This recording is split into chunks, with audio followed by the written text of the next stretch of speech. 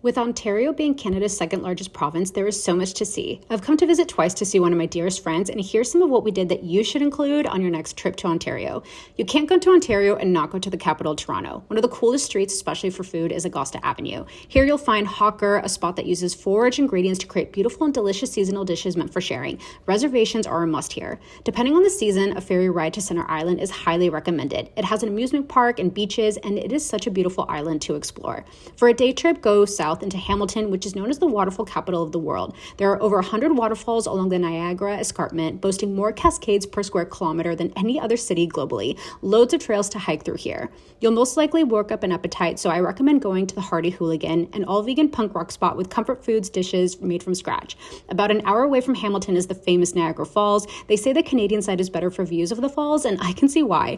Be sure to stay till the sun goes down to see the falls light up with color, and also be sure to go to the Tunnel Niagara Park's power station, where you can learn more about how the falls supply energy. You can even go down the elevator 180 feet and walk 2,200 feet in the tunnel to see the falls even closer.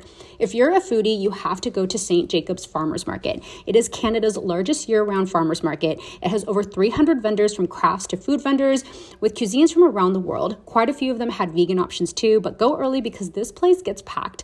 The Great Lakes are in Ontario, so kayaking along Lake Erie is another must-do. We rented kayaks at Cronmiller's at the bridge. It is a serene experience, and it's a great way to spot local wildlife like herons and turtles.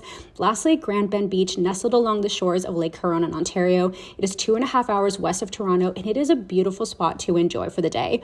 You can check out more recommendations and get travel tips by getting my free 7-day itinerary on my website.